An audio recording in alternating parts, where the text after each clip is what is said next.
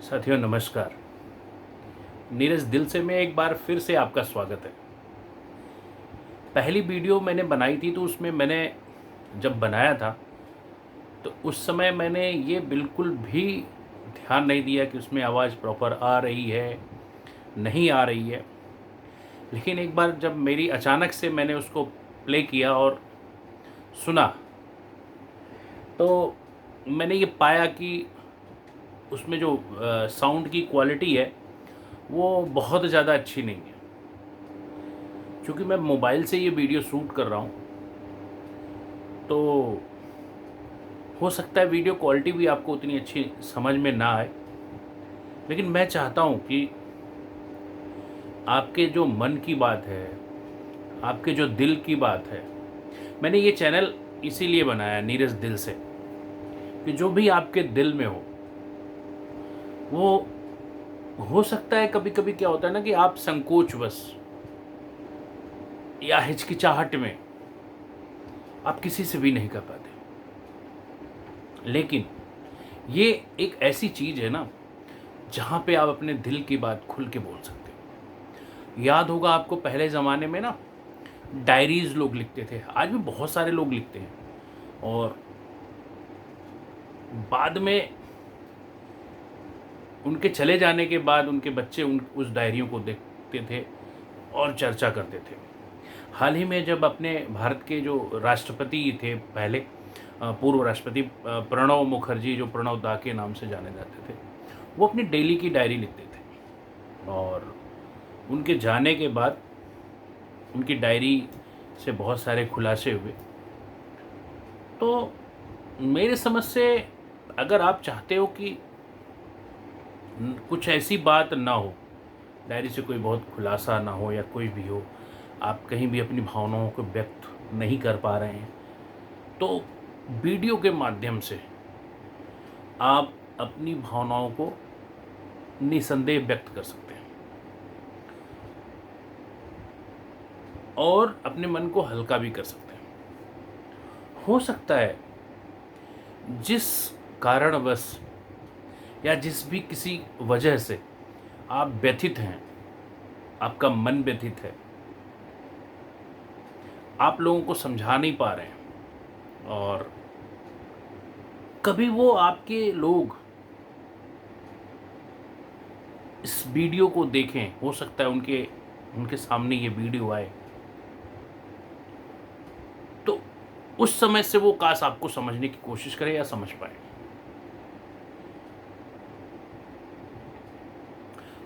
मुझे नहीं पता कि मेरे जैसे कितने लोग हैं इस इस संसार में, इस विश्व में, इस देश में, जो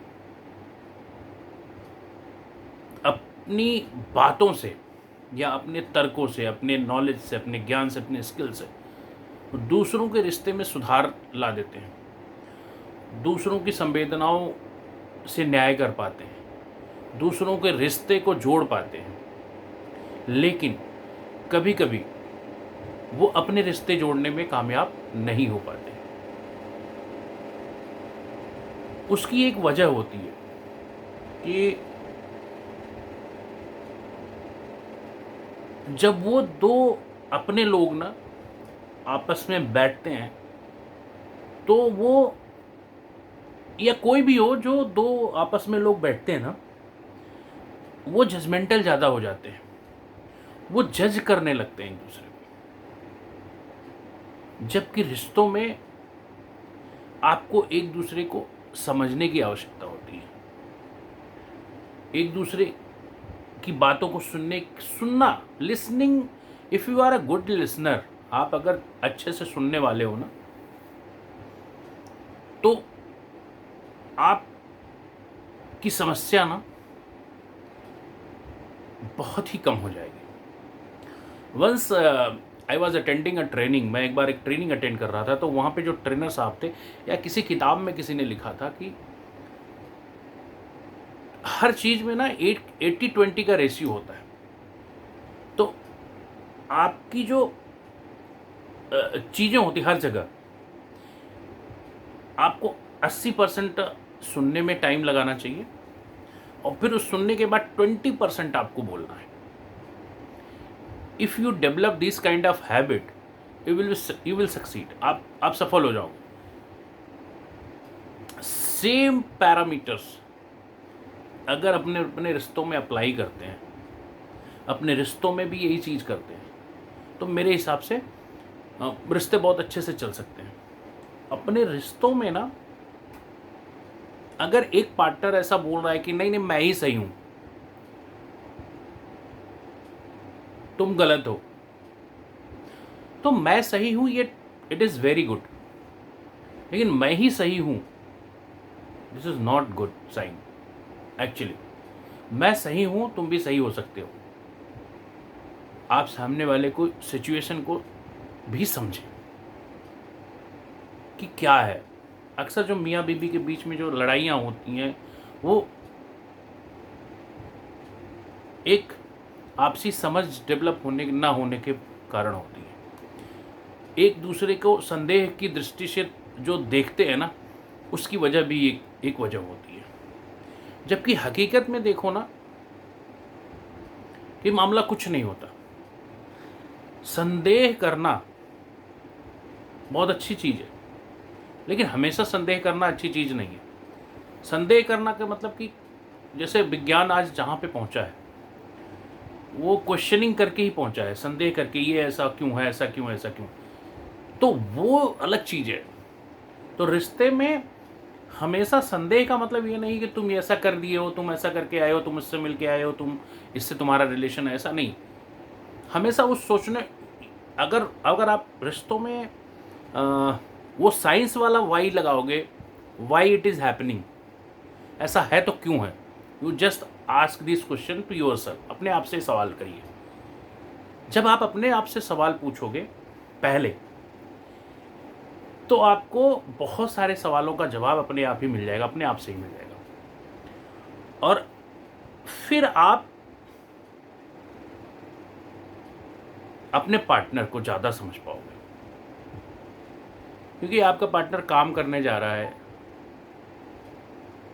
वहाँ कई तरह के लोग मिलते हैं, कई तरह के लोगों से मुलाकात होती है, कई तरह के लोगों से कई तरह की बातें होती हैं। Because when somebody is in service, job, कोई जॉब में है, सर्विस में है, सेल्स में है, तो उसको बहुत सारी चीज़ें ना चाहते हुए भी करनी पड़ती है। बहुत मस्का लगाना पड़ता है, हंस के बात करनी पड़ती है, हाँ, न चाहते हुए मुस्कुराना पड़ता है, न चाहते हुए भी तरह तरह की बात करनी पड़ती है उसको खुश करने के लिए, ताकि ताकि उसकी वो डील क्लोज हो जाए, ताकि वो उसका सेल्स हो जाए, ताकि उसके वो रिलेशन डेवलप हों, और वो जिस काम के लिए उस कंपनी में या उस जहाँ पे वो है वो काम कर रहा है, उस चीज़ को जस्टिफाई कर पाए। और वो जस्टिफाई करेगा तो उसकी जॉब स्टेबल रहेगी, उसका प्रमोशन होगा, तरक्की होगी, और वो पैसा वो कहीं लेके नहीं जा रहा है, वो पैसा वो अपने फैमिली के लिए ही खर्च कर रहा है। तो just you need to understand all these things कि क्या ये सामने वाला बंदा जिसके ऊपर मैं शक कर रहा हूँ या कर रही हूँ, ये जो पैसा वहाँ से कमा रहा है, वो जो कमा रहा है या वो जो समय दे रहा है, क्या वो समय सही जगह दे रहा है, सही से दे रहा है, या कोई गलत जगह दे रहा है, नंबर 1। और वो अगर देने के बाद भी जब वो पैसा वहाँ से अर्निंग हो रही है, या वो जो वहाँ से पैसा कमा रहा है, क्या वो फैमिली में खर्च हो रहे हैं या कहीं और खर्च हो रहे हैं। यदि अगर फैमिली में खर्च हो रहे हैं, इट मीन्स कि गलत होने के चांसेस बहुत ही कम है। वो भी तब कि जबकि आपकी बहुत ज़्यादा फालतू की कमाई नहीं है। तो बहुत सारे ऐसे लोग हैं जो मैं खुद से बोलता हूँ कि बहुत सारे लोगों की बहुत सारी अंधाधुंध कमाई होती है, तो अपनी फैमिली का ध्यान रखते हैं, लेकिन वो गलत जगह भी पैसे खर्च करके गलत एक्टिविटीज़ में इन्वॉल्व हो जाते हैं कभी कभी। लेकिन जब आपकी कमाई लिमिटेड है और आप उसमें अपने घर खर्च का चला रहे हैं, आप टाइमली हर चीज़ को मैनेज कर रहे हैं, तो वहाँ पे संभावना कम बनती है मेरे हिसाब से, जो मैंने अनुभव किया है, जो मैंने प्राप्त किया है, जो अनुभव देखा है। आदमी की क्या होता है ना कि एक पिक्चर देखी थी मैंने, उस पिक्चर में हमेशा वो कहता है कि तुम, वो सामने वाला लाख बुरा है जो भी है, लेकिन उसको कभी भी आप अपने एटीट्यूड से, अपने ईगो से नहीं जीत सकते, उसको प्यार से ही जीत सकते। प्यार से अगर हैंडल करोगे चीज़ों को तो बहुत सारी चीज़ें हैंडल हो जाएगी। 1 मिनट के लिए मैं मानता हूँ कि अगर सामने वाला हो सकता है गलत भी हो ना, तो वो एक बार ठिठकेगा गलत करने से पहले, अरे यार मेरा पति तो, यार एक औरत होगी तो वो भी सोचेगी अरे यार मेरा पति तो कितना करता है, हर चीज़ हर सब हज मेरे लिए करता है, तो ठिठकेगी गलत करने से। या पति होगा तो वो भी ठिठकेगा, अरे यार मेरी पति तो मेरे लिए कितनी लॉयल है, हमेशा दिन रात मेरे लिए मेहनत करती है, सुबह उठती, खाना बनाती, चाय बनाती, कपड़े धुलती, सब कुछ करती, तैयार करके भेजती, तो हमेशा ठिठक जाएगा गलत। देखो दुनिया में एक्सेप्शन हर चीज़ के हैं, कई लोग गलत होना होगा तो होते हैं, बट बहुत सारे लोग ना गलत फहमी के शिकार हो जाते हैं और इस गलत फहमी में अपने परिवार और अपने संबंधों को बर्बाद कर लेते हैं। तो मेरी आप सबसे रिक्वेस्ट है, निवेदन है, गुजारिश है कि आप अपने संबंधों को समझिए, उसको तूल मत दीजिए। आप समझने की तरफ जैसे ही कदम बढ़ाते हैं अपने पार्टनर को, अपने बच्चे को, आपकी समस्याएं सुलझना चालू हो जाती। You just be in love, be practical always. अगर मान लो आपके पार्टनर आपके हिसाब से नहीं भी काम किसी तरह से कर पा रहा है, या नहीं भी जो आप सोच रहे हो वैसा नहीं कर रहा, तो just try to mould him or her, किसी दूसरी वे में उसको समझाने की कोशिश करो। हर चीज़ लड़ाई से नहीं हासिल की जा सकती।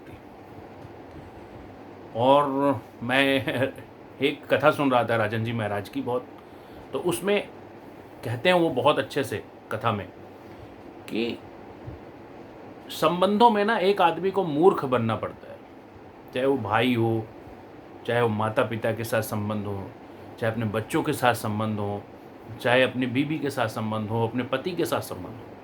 अगर आप बेवकूफ़ बन के रहेंगे ना तो संबंध बहुत अच्छे चलते हैं। तो दो समझदार लोग ना, बहुत समझदार लोग ना, मैंने देखा है उनके रिश्ते बहुत देर तक नहीं चलते।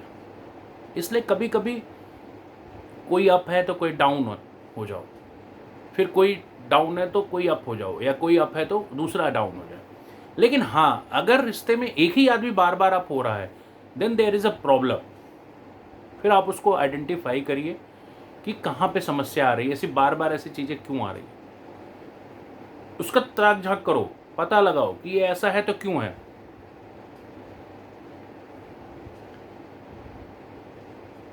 और उस पर पहुँचो बिना सामने वाले के जाने हुए। जाओ सराउंडिंग में, देखो क्या हो रहा है, नहीं हो रहा है, सडन कहीं और देखो, उसके दोस्तों से जानो पहचानो, बात करो, कहीं कुछ बन जाओ यार, कैसे भी करके पूछो, पूछताछ कर सकते हो आप। अगर आपका पति या पत्नी सब ठीक ठाक है ना, तो कोई दिक्कत नहीं है, आपका पति भी अपने साथ ही ले जाएगा, बट या आपकी पत्नी भी आपको अपने साथ ले जाएगी। बट आपको वो रिलेशन डेवलप करो उस तरह के।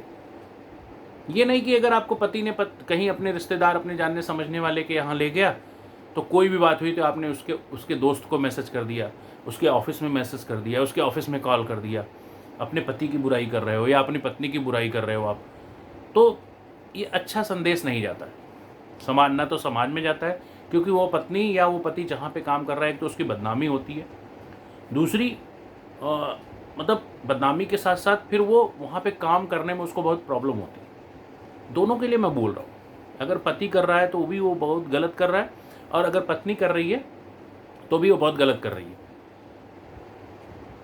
तो इन सब का ख्याल रखिए और अपने संबंधों को बचा के चलेंगे तो बहुत अच्छा रहता है। संबंधों में एटीट्यूड, ईगो ना दूरियां बढ़ा देता है। तो अच्छे से रहिए, मज़े से रहिए, हंसते बोलते रहिए, क्या पता कल हो ना हो। इसी के साथ इजाज़त दीजिए। नमस्कार, अगले वीडियो में फिर से मिलते हैं।